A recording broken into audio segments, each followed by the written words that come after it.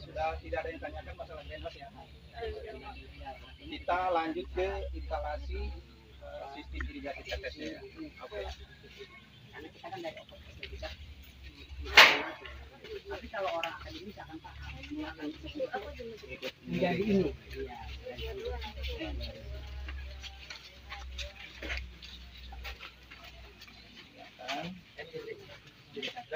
Iya.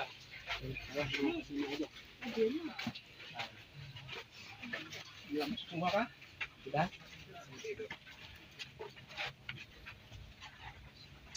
Nah, di sini kita akan memperkenalkan sistem irigasi tetesnya dan medianya ya.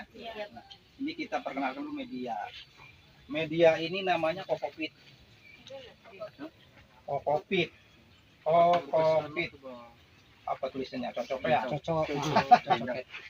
Kokopit ya. Nah, ini bahannya dari sabut kelapa. Kita proses di giling.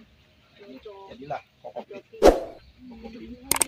Ini dalam satu ini cuma ada campuran apa aja? Nah, ini perlu diketahui kalau pakai media kokopit pengen daur ulang bisa dipakai berulang-ulang, jangan dicampur apa-apa. Murni, satu macam. Berarti nggak dicampur sama arang? Tidak ada fermentasi apa-apa. Murni asli kokopit. Kalau pengen kita awet berulang, ini kan sudah 1 tahun nih dipakai, tidak salah 3 kali. Ini kita jemur ulang, bisa dipakai kembali.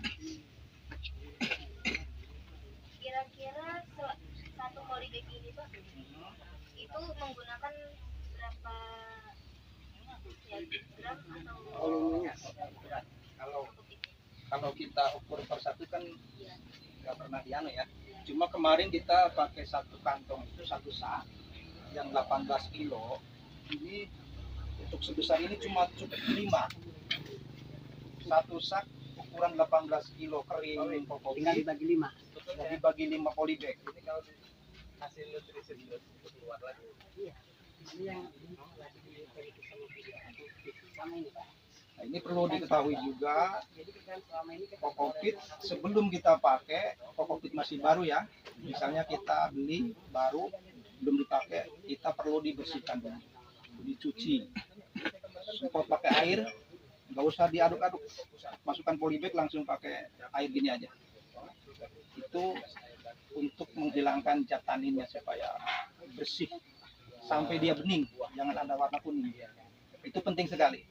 Kalau pertama dipakai, kalau kedua ketiga nggak usah. Yang penting kalau pakai 2 ketiga jemur saja, dipakai kembali. Sudah bagus. Zat tanin ya, zat tanin zat bawaan ininya. Zat tanin bawaan dari si kokopit. Pak, kalau harga 1 karung kokopit berapa? Nah, kalau harga di sini kan barang langka ya, memang pantas juga harganya. Ini kami online dari Ponti, 1 sak itu di sananya udah 40.000. Cuma 5 polybag. Ini totalnya 500 polybag. Ini segini 500 polybag. Memang di sini ya itu kendalanya. Kokopitnya. Mungkin kalau kita rajin bisa aja modifikasi alatnya itu mesin untuk bikin sendiri kan bisa. Skala kecil kan. Ini kan untuk industri harus banyak. Tapi itu hitungannya cuma 1 kali beli. Nah, disitulah kelebihannya. Kita membeli media kokopit ini bisa berulang-ulang. Jadi ada kelebihannya. Invest sekali lah, jangka panjang. Maksimalnya berapa kali pakai atau bisa sampai 10 kali atau berapa? Ini bisa berulang-ulang kalau kita rajin dijemur. Nah, ini kan habis 1 periode tadi kan, sudah panen ya. Ini nggak usah dibongkar, istilahnya dijemur, cukup penjemurannya kita cabut pohonnya. Nah, nanti kan akarnya dicabut begini saja. Pengeringan cukup dengan pengeringan di sini selama paling tidak setengah bulan lah. Itu sudah bisa kita tanam kembali. Ya pengen bagus ya 20 hari lah baru tanam. Ini setengah bulan udah kering. Yang penting kita lihat akar bekasnya udah mengering. Jangan masih basah, akarnya langsung tanam lagi, itu bermasalah juga. Ya, Bu. Masalah Nah, jamur itu yang paling rawan. Memang di melon itu rentan sekali dengan jamur-jamur itu.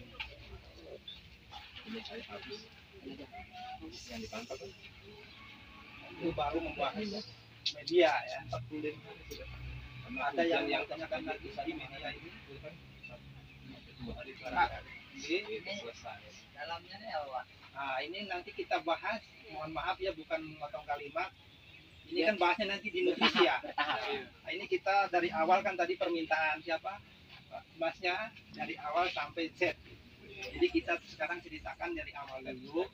Nanti kalau yang sudah ceritakan disitulah ada yang ditanya. Nantinya nggak bertahap gitu. Nah, berarti nanti Mas tadi mohon maaf diterangkannya nanti Mas ya. Udah intinya. Nah, ini berarti di kokopit sudah ya? Sudah selesai semua? Sudah. Ada yang ditanyakan? Tidak. Sekarang melangkah ke sistemnya. Ini mungkin sudah populer ya, irigasi tetes kan? Mungkin di sekolah sudah dipelajari lah irigasi tetes. Nah, irigasi tetes ini gunanya untuk mengalirkan air. Dalam arti air bersih, air baku. Itu disebutnya dengan nama irigasi tetes. Nah, adapun di dunia hidroponik disebut dengan nama vertigasi. Itu karena apa? Arti vertigasi itu dia mengalirkan air yang ada nutrisinya, ada pupuknya. Nah, itu namanya vertigasi. Jenisnya satu, tapi berfungsi dua. Nah, inilah kelebihannya. Seperti itu. Vertigasi. Mengalirkan air yang ada nutrisinya, ada pupuknya. Mengandung nutrisi.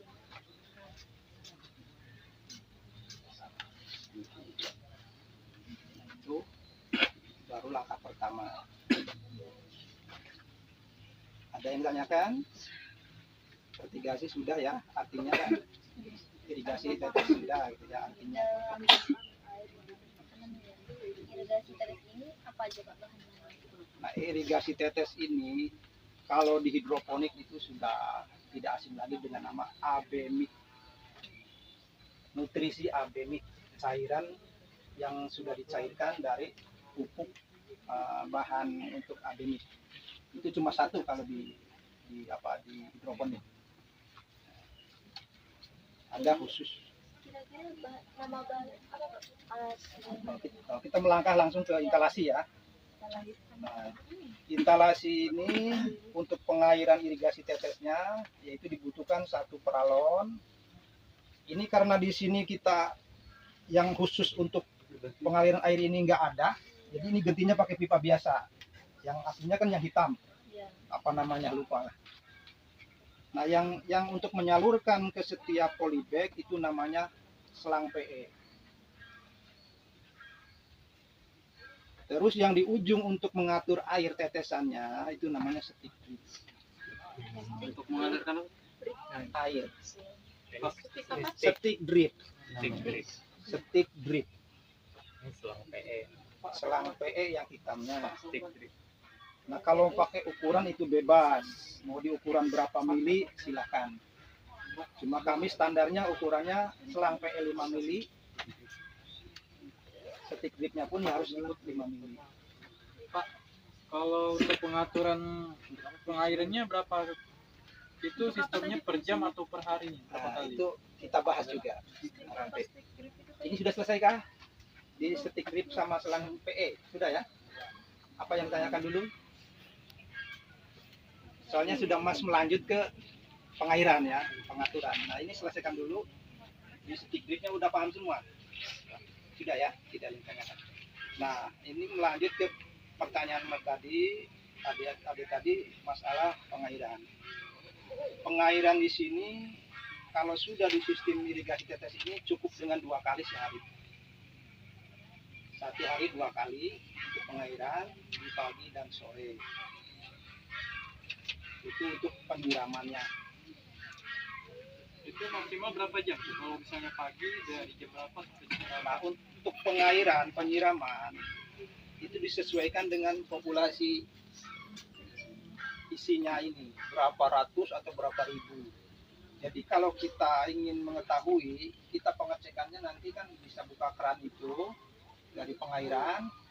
Nah, kita ambil wadah, kita kan manual ya, ambil wadah yang ada ukuran mili, 100 mili, 200 mili. Nah, kita masukkan itu ujungnya ini kan. Nah, nanti kita hitung dari pertama masukkan itu berapa menit menyampai ukuran kita yang mau dipakai, misalnya 200 mili. Nah, itu biasanya dalam hitungan 5 menit sudah cukup 200 mili. Kalau mau pakai 200 mili. Nah, tapi kalau untuk itu untuk di nutrisi ya. Nah, kalau untuk di air penyiraman itu biasanya sampai kita lihat di bawah sudah ada air netes. Di bawah polybag itu mau berapa menit terserah. Soalnya kalau ini kan mengikuti cuaca. Cuaca panas otomatis di media cepat kering. Jadi butuh air lama netesnya. Kalau musim hujan dia biasanya lembab terus. Jadi sesuaikan keadaan pelembaban media. Kalau penyiraman, kalau di nutrisi udah jelas, itu cukup dengan 200 mili per sekali alir di nutrisi. Itu sama 2 kali ya. Untuk penyiraman 2 kali, untuk nutrisi 2 kali. Nah ini harus di rolling. Jadi kalau kita mau pengairan, kita lebih bagus di pagi hari itu nutrisi dulu. Misalnya jam 6 pagi. Jam 6 pagi kita ke greenhouse, kita mau mengalirkan nutrisi, cukup dengan waktu 5 menit kalau populasi cuma segini, 500 pohon. Itu cukup 200 mili, 1 gelas lah. 1 gelas itu 200 mili biasanya. Nah, nanti di rolling dengan air penyiraman. Itu dijangka, dijeda itu dari nutrisi ke air itu paling cepat ya 2 jam. Jangan langsung dikasih air ini, nanti dia hanyut ke bawah. Jadi jeda waktunya 2 jam dari pemberian nutrisi. Ada nggak kendalanya saat waktu pengaliran air? Kendala ada mas. Itu penting perawatan. Kendalanya kita pengecekan stick drip.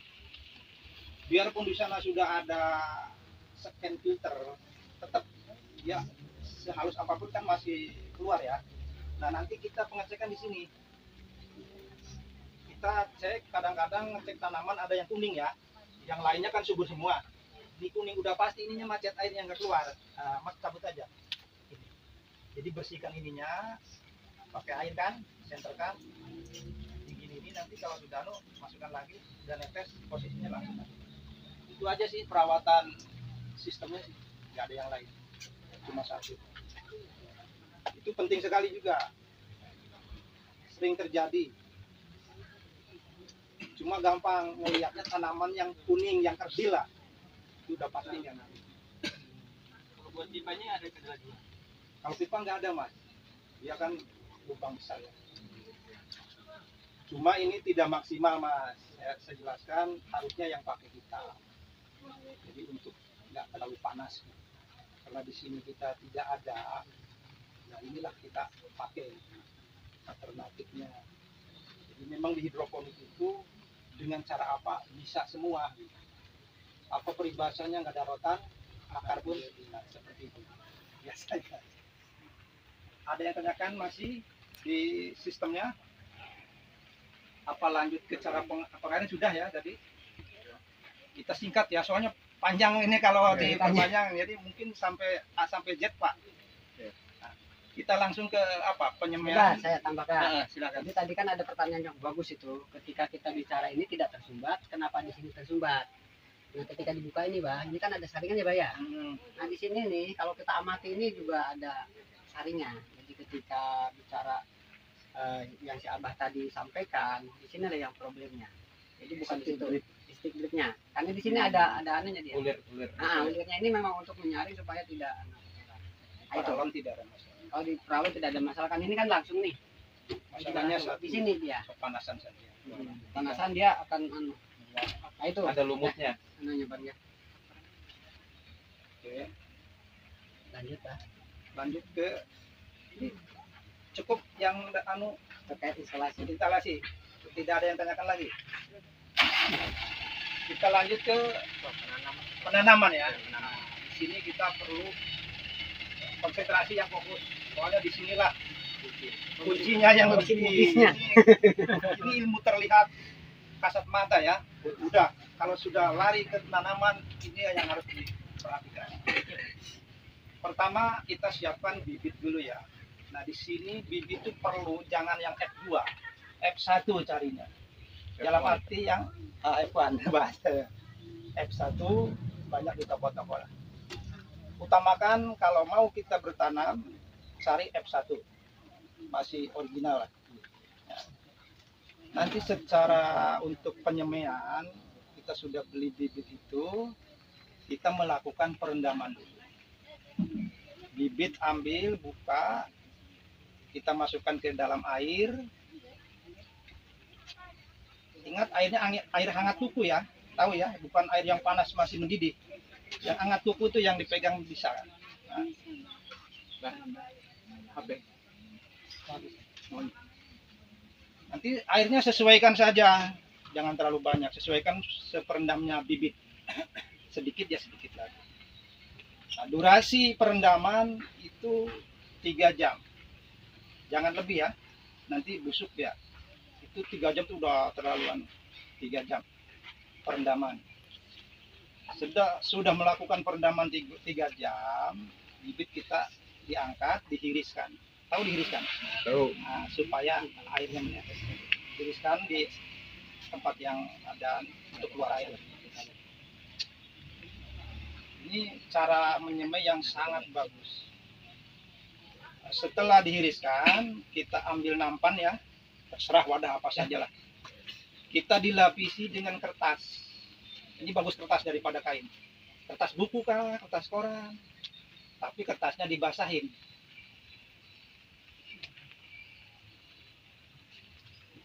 Setelah dibasahin, disimpan di nampan itu untuk alas. Untuk alasnya ya. Nah, barulah benih tadi yang sudah diiriskan, ditaburnya merata di situ. Setelah rata, kita tutup pakai kertas lagi yang dibasahi. Nah, kita baru tutup dengan nampan yang lainnya. Selama belum dia cambah, jangan dulu dibuka. Itu biasanya kalau pengen cambah itu sekitar 24 jam ke sana. Kalau 24 jam baru mentik sedikit lah. Biasanya itu paling 2 hari sudah cambah. Tapi kadang kepanjangan, tergantung bibitnya, ada yang cepat, ada yang lambat. Ya minimal 24 jam untuk percambahan. Nah, setelah kecambah itu tumbuh, barulah kita melakukan penyemaian. Yaitu di pot tray kah, di pot gelas kah, di apa saja bebas kalau penyemaian. Di situ kita pilih media terserah, bebas juga. Tapi kami di sini lebih praktis menggunakan kokopit. Tidak dicampur apa-apa, menggunakan pot tray. Langsung dimasukkan ke pot tray. Setelah kokopit dihamburkan di situ, baru kita siram dulu. Nah, satu persatulah masukkan benih itu ke dalam pot tray itu. Dilubangin ya, satu persatu. Nah, tutup kembali. Jangan nggak ditutup, tutup kembali si benih itu. Nah, setelah itu kita siram, jangan terlalu lembab juga, terlalu basah, secukupnya aja. Nah, tinggal tunggu nanti 2 hari sudah tumbuh bagus. Itu cara nyemai. Nah, di situ ingat jangan menyiram dengan pupuk ya, masih air bersih, air netral, air baku lah. Jangan dicampurin apa-apa dulu. Nah, di sini yang biasa saya pakai di kebun ini biasanya 6 hari sudah siap pindah tanam. Masalah bibit tidak ada yang ditanyakan, cukup. Nah, kita pindah langsung ke masalah pemindahan ya. Singkat Pak ya. Pemindahan semaian yaitu di usia 6 hari. Kalau terlalu cepat, gimana? Ya, hati-hati. Ada nggak kendala saat penyemaian? Ada Mas. Apa tadi pemindahannya 6 hari. 6 hari. Ini ada yang tanya dulu ya. Iya. Kendala di persemaian itu biasanya terlalu basah atau sudah dikasih pupuk airnya. itu rawan mati atau batang busuk. Usahakan yang lembab aja mas, jangan terlalu basah. Seperti itu. Masih ada masalah semaian yang ditanyakan? Kalau tidak ada kita lanjut ke pemindahan. Sudah ditulis 6 hari setelah semai. Kalau ciri-ciri bibit yang sudah bisa siap tanam tuh seperti apa? Usia 6 hari itu mas sudah mengeluarkan daun yang kasar itu. Daun ketiga lah. Kan daun 2 ya. Daun ketiga itu muncul lah baru. Itu pasti 6 hari udah keluar. Ciri-cirinya. Sudah ya? Kita lanjut pemindahan. Nah, nanti kalau pemindahan ini perlu mengalirkan air ya. Harus sudah siap, tapi air masih air netral. Karena tanaman masih anak-anak, belum mampu dia, masih kecil. Air keran yang dari air baku yang luar sana, air bersih itu dialirkan. Nah, kita sambil memindahkan tanaman itu, fungsinya supaya dia ini basah kan, tanaman enggak kering gitu. Jadi, harus berjalan dengan air. Pemberian nutrisi belum nih ya, masih air bersih. Itu pemindahan. Nah, nanti setelah 3 hari setelah tanam pindah dari semai, barulah kita mengalirkan nutrisi. Nah, Mas tadi yang tanya nutrisi mana tadi? Nah, ini baru disambung. Ini baru di sini Mas ya. Kita perlu tanyakan NG. Jawabannya agak mundur. Nah, nutrisi ini paling utama juga. Kita perhatikan pemberian nutrisi itu disesuaikan dengan usia. Di fase vegetatif, usia masih muda, itu nutrisi harus di bawah 800 ppm. Jangan melebihi. Nanti seperti anak-anak bayi dikasih sambal kan nggak kuat. Harus disesuaikan makan apa gitu. 800 ppm di bawah Atau kurang dari itu di fase vegetatif. 600 sampai 800 lah. Fase vegetatif masih remaja. Nah, setelah fase generatif nanti sudah muncul bunga, di situ kita harus dinaikkan ppm-nya. Fase generatif itu sudah masanya buah kan. Nah, di situ kita menaikkan ppm di angka 1000 ppm. 1000 ppm selama setengah bulan. Jangka dari naikkan 1000 ppm itu biasanya sudah mulai buah, sudah ada kelihatan buah sebesar itu. Setelah seleksi buah itu dinaikkan lagi ppm jadi 1200 setengah bulan ya, setengah bulan dari akhir vegetatif. Setelah setengah bulan. Jangka waktunya 1200. Saya di rumah punya. Setelah generatif, Saya di rumah kan di fase generatif naik 1200 itu masih dinaikkan lagi setengah bulan dari itu, dinaikkan setengah bulan ya, jangan seminggu, terlalu cepat. Rumah yang SP2 itu kan. Setengah bulan dari naik 1200 kita naikkan 1400. iya, jalurnya Pak Eko. Itu masa-masanya membutuhkan nutrisi buah melon. Jadi dia pembesaran buah di situ di usia 40 hari. Mau buat bibitan lele. Mau cari 1200 ppm Yang sekarang saya kami ini kan dapat itu yang sangat ideal. kita itu termasuk 1200 ppm. salimah sama cari lele. Setelah nanti buah mau menguning kan kelihatan usia 50 hari dinaikkan lagi 1400.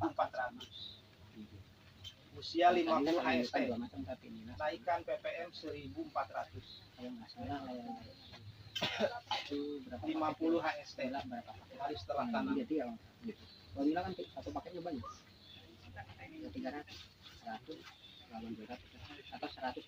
Setelah 50 HST dinaikkan 1200, 1400. Tinggal 10 hari lagi ke 60 hari naikkan lagi 1200. Ininya Terakhir di situ di 60 hari tanaman ya. Jadi mentoknya 1600 ppm. Habis itu Itu sudah bagus. orang datang ke rumah tak 2 kilo 3 kilo. Ini untuk melon ya, cerita melon 1600 lah, bukan tanaman laut. Nah, setelah 1600 ppm sudah di usia 60 hari, itu kita stop nutrisi. Di stop di situ, melon cukup dengan pengairan irigasi tetes saja, air murni, sampai panen. Usia 70 hari udah siap panen. Jadi 10 hari jangan dikasih nutrisi sebelum panen. Sudah jangan dikasih. Air pun jangan berlebihan kayak biasanya sehari 2 kali. Cukup 1 kali pun kalau cuaca panas. Kalau kita tega melihat tanamannya layu, itu nggak usah disiram. Apa? Maksud di situ jangan disiram itu untuk memaniskan rasa buah. Itu bisa untuk juga. Jadi cara memaniskan buah itu untuk mengurangi air. Jadi buah nanti kan dia sudah sampai 10 hari sudah tidak ada air berlebihan. Itu penting juga. Tapi biasanya petani itu tidak tega melihat tanaman yang layu, maunya disiram. Jadi kalau pengen maksimal manisnya, gak usah disiram lah dari 60 hari sampai panen. Itu kuncinya juga. Di melon tuh banyak rahasia-rahasia. Di sini dibuka semua biar anak-anak tahu lah untuk edukasi. Tinggal menunggu panen. 60 hari sudah kelewat, tinggal 10 hari lagi. Di usia 60 hari terakhir perawatan itu dibuang daun tuanya dari bawah dasar sampai pada buah, cabang buah itu. Dibuang semua untuk mengurangi nutrisi supaya nutrisi fokus ke buah. Dan disitulah buah bisa manis itu karena ada pembuangan daun juga, ada pengurangan air juga.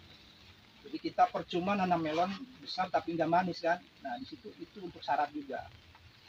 Pengalaman saya di sini. Tapi di pelajarannya nggak ada.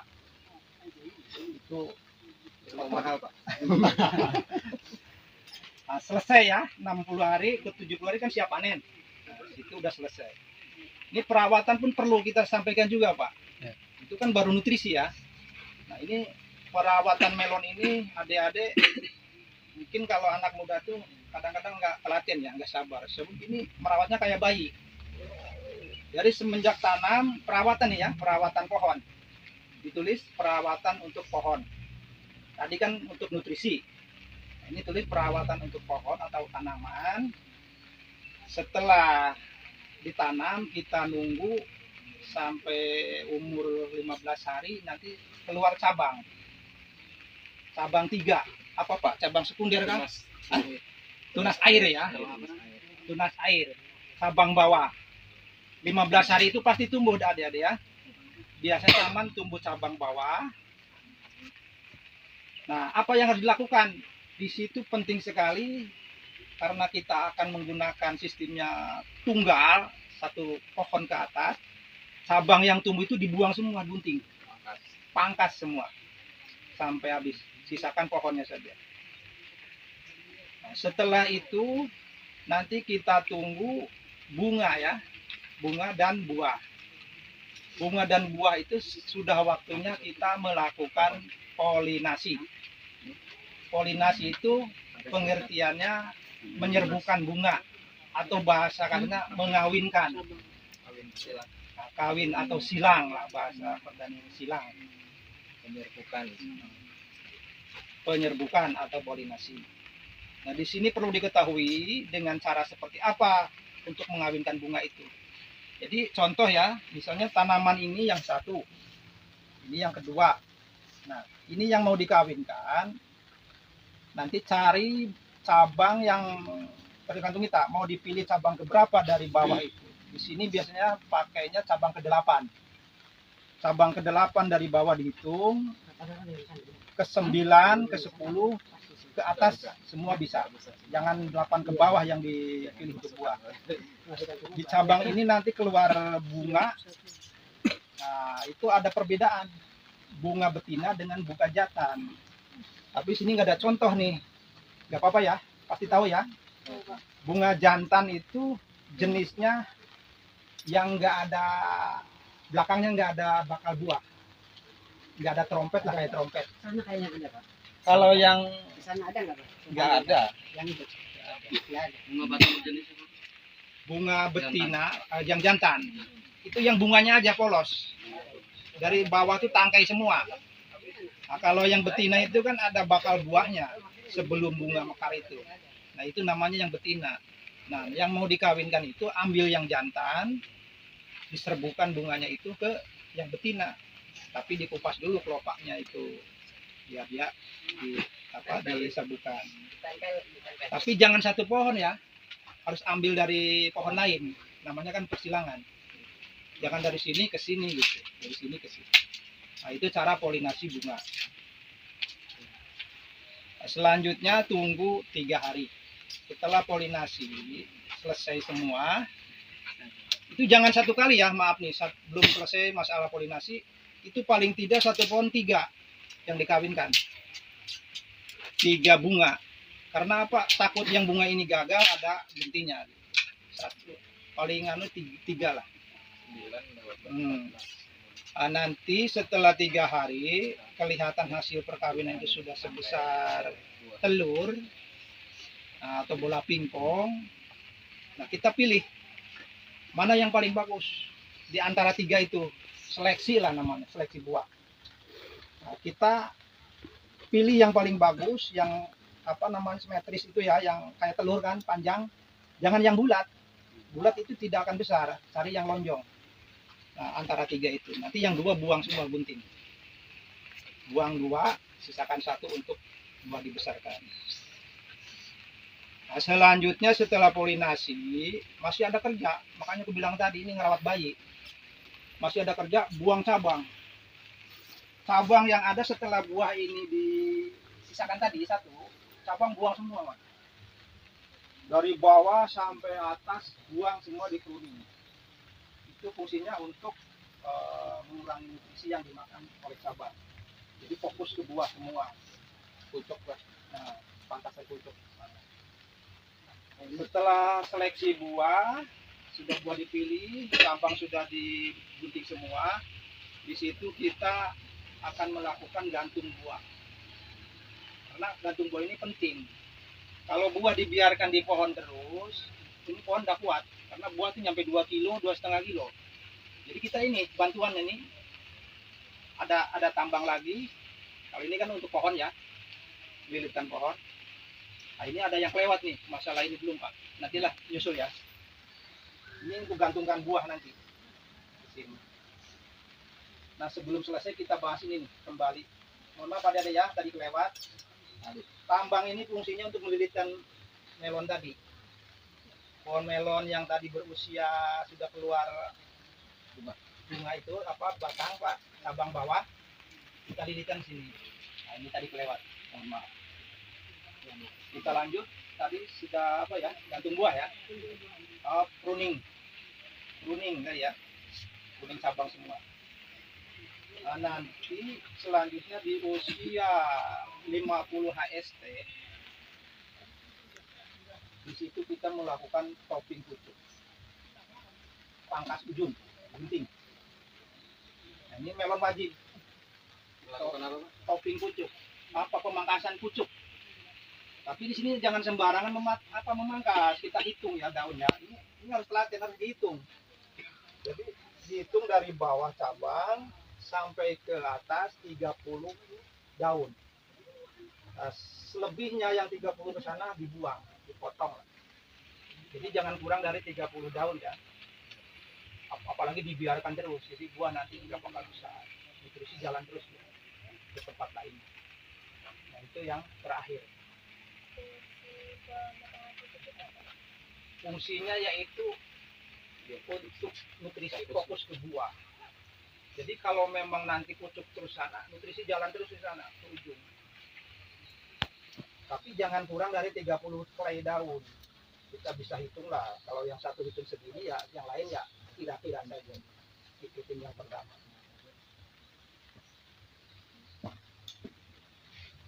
Topping pucuk sudah. Tidak ada lagi. Selesai, tinggal nunggu panen kita. Di situ. Cuma Itu masalah perawatan penyemprotan itu kan tergantung melihat keadaan. Biarpun di greenhouse Pak pasti ada, biarpun itu kecil lubang insect net, ada aja yang tembus masuk. Di situ mau disemprot silakan. Kalau kita perlu penyemprotan ya semprot pun jangan terlalu tinggi dosisnya untuk pencegahan saja. Soalnya nanti kalau sudah rapid ini jarang hama gitu.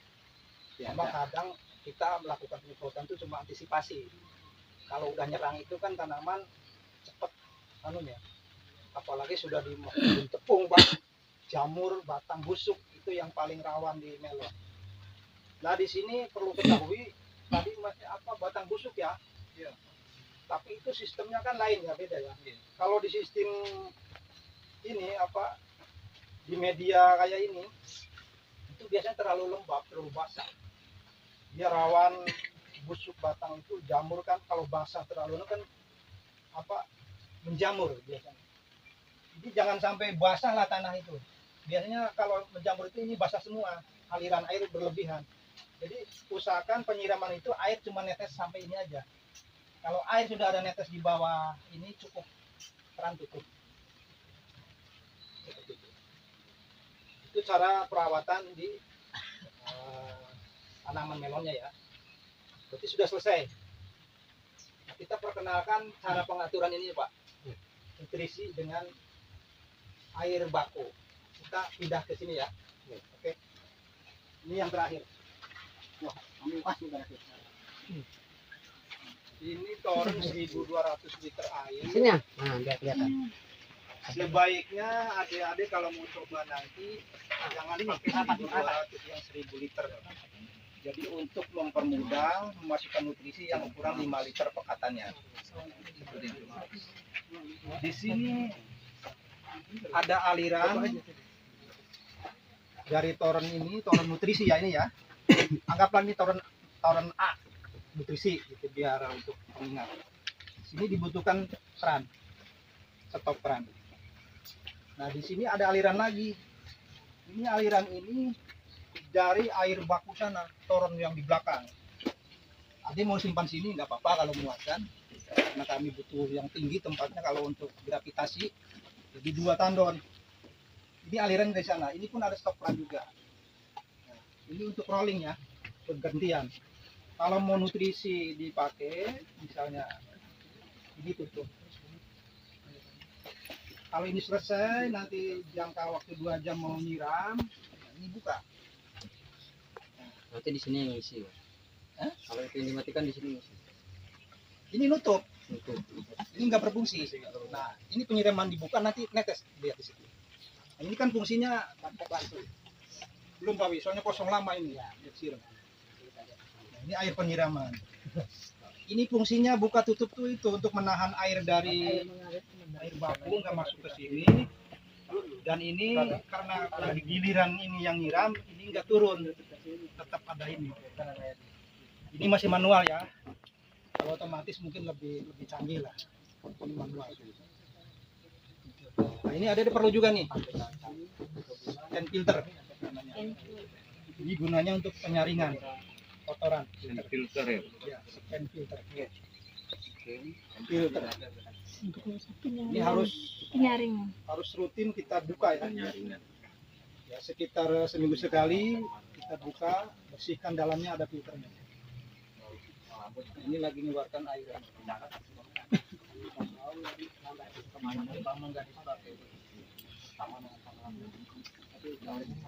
Ini dibuka nggak? Iya buka kok itu belum dibuka. Ya. Oh ini. Tuh, netes kan? Itu enaknya fungsinya berdigasi itu. Jadi tidak usah bawa ember sama gayung. Kalau kan bawa ember gayung satu 500 ya. Ini kalau untuk nutrisi dengan 5 menit sudah cukup. Sudah, makanya sangat irit sekali nutrisi.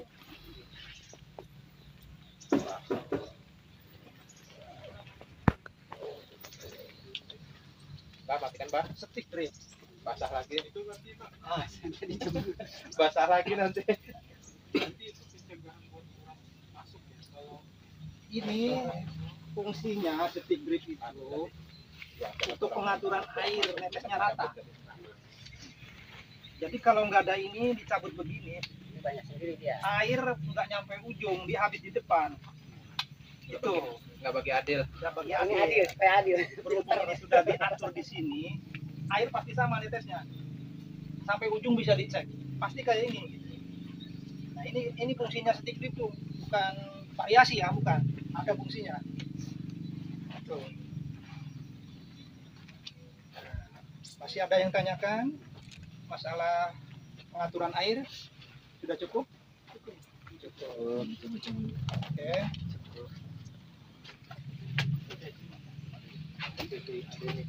Air. 1,5 liter untuk 1.000. Enggak, yang ya untuk pengisian campuran 1 tabung itu. Ini ada satu lagi. Makanya idealnya pakai yang Masih di 1000, sini. jadi ngitungnya enak. Ya, Jadi ya. pengaturan air adanya di sini. Kalau kita terlalu laju bisa kita Itu nghabiskan ini berapa liter airnya sehari. ini kan sedikit. Berarti di situ. Air 1 ton itu dia terlalu laju kan. 1.200 itu. Takutnya ada ini dia nggak kuat jebol di sini. Karena nggak tahan tekanan tinggi. Tinggal ini kecil ya. Ini kita aturin aja. Kecuali